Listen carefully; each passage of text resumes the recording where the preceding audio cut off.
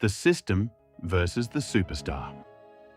In football, we often talk about legends, but at GoalLab, we don't talk about myths.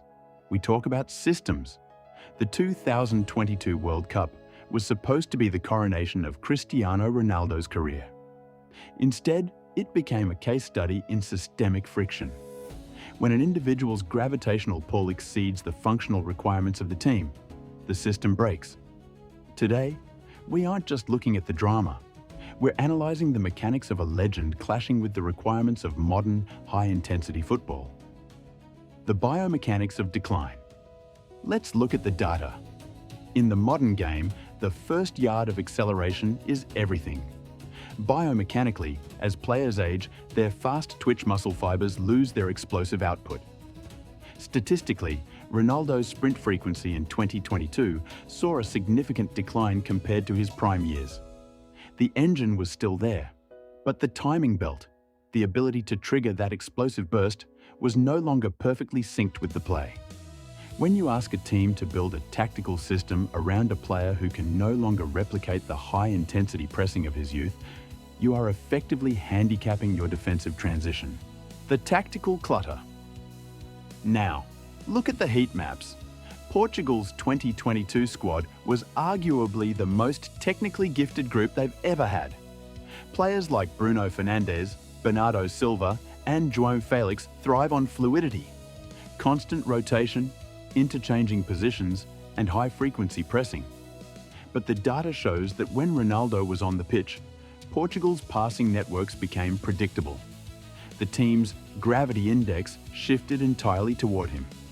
The fluidity dropped by nearly 20% in the final third because the objective shifted from finding the best space to finding Ronaldo. This is what we call systemic clutter. It's not that Ronaldo is a bad player. It's that his presence forced a tactical rigidity that modern mobile defenses simply love to exploit. The coaching dilemma and the breaking point. Fernando Santos faced an engineering paradox. How do you optimize a legendary individual while maximizing the output of the collective? The decision to bench Ronaldo wasn't an emotional one.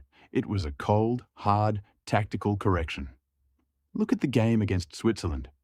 Without the burden of forced distribution, Portugal was a different machine. The pressing lines were tighter, the defensive block was more compact, and the transitions were surgical. This proved that the system was, in fact, more efficient without its most famous component. The breakdown between player and coach was not just a personality clash. It was the inevitable collision between legacy status and tactical necessity. For years, the narrative was simple. The system revolves around the superstar.